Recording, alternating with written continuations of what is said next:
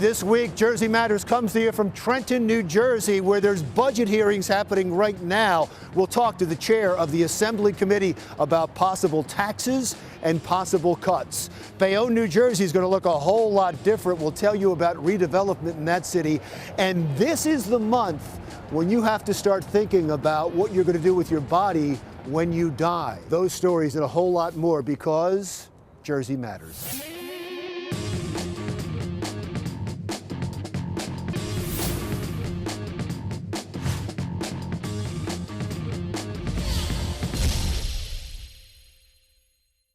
Hello and welcome to Jersey Matters. I'm Larry Menti. We come to you from Trenton this week, where budget hearings are taking place, and we are pleased to be joined by the chair of the Budget Committee, Assemblyman Gary Schaer, who is from the 36th Legislative District, which is Passaic County and Bergen County. Correct. Thank you so much for being here. I really appreciate it.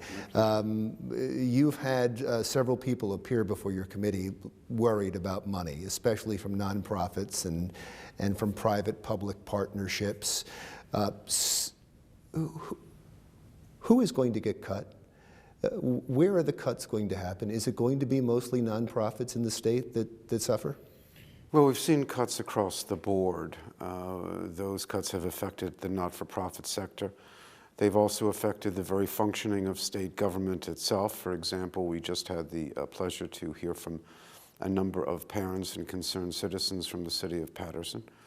One of their major concern is lack of funding, underfunding within the educational sphere, the K through 12 area, where their contention is that $45 million has essentially been taken out of their budget and left them unable to perform the very basics of educating the children of that great community.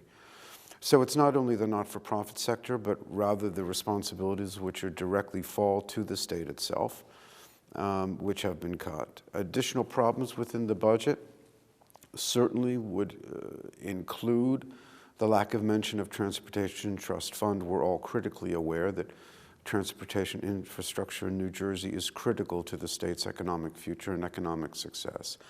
And yet the budget does not touch the Transportation Trust Fund.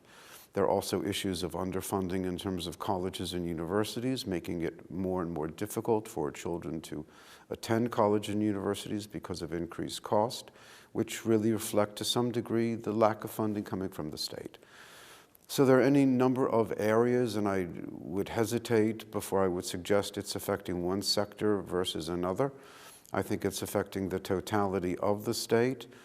Certainly some communities are being affected more than others, but the effects of this budget or this proposed budget will be felt by the entirety, by each and every person who lives in the No, the reason I brought up the nonprofits, and I understand that the schools could suffer and just the running, and the transportation fund has been underfunded for some time, but I bring up the nonprofits and some of the public-private organizations because every time there are budget cuts, and it seems like even though this budget went up $1 billion, there's going to be some cuts. They're the ones that are the most affected. They're the ones that don't have the advocates maybe that some of the other organizations you mentioned have. And so that safety net sometimes is gone. You're saying that's not the case this time? Oh, I'm saying that is the case, but I think that we would delude ourselves to think that was the only area that is being so radically affected. You're absolutely right that many of our not-for-profit organizations don't have the professional lobbyists in Trenton that others do. But I think it's important to look at the totality of the budget and to recognize that this budget causes increased pain in any number of areas. The increase of this year's budget over last year's budget, the governor was very clear, is the result of three primary factors in terms of pension costs, healthcare costs, and borrowing costs. The state is simply not keeping abreast of the needs that the state has before it. We've seen a declining workforce in the state.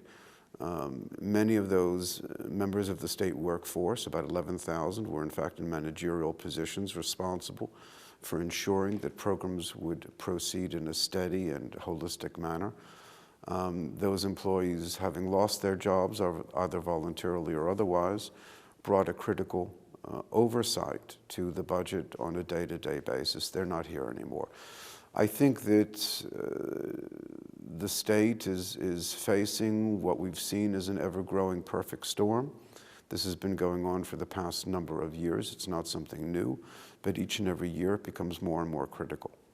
And this year particularly is extraordinarily difficult for any number of sectors of the state's concern. You sound like you're outlining a crisis, a budget crisis in the state. Oh, I think the state's been facing a budget crisis for a very long time, but I don't think that we've properly recognized it and kept it into the forefront of our thinking. Governor Christie has committed himself to no new taxes. What most people are not aware of is that each and every year during the Christie administration, whether it be his first term or now into his second, that the state's been borrowing net over $1 billion a year. Our borrowing rate has affected our credit rating, which means that when we go to do more borrowing, it becomes more expensive. The state is in critical shape on any number of areas.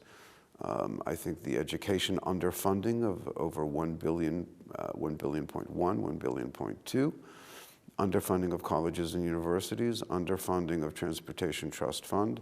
There are any number of areas which have reached the critical point. I think that many of us are so very, very concerned because taxes are already so high. And with those very high taxes, how do we suggest to ourselves that additional taxes are necessary in order to balance the needs versus the concerns? We're going to take a quick break, but when we come back, I do want to talk to you about two possible new revenue streams, a possible gas tax and also casinos in North Jersey, when Jersey Matters continues with Assemblyman Gary Schaer.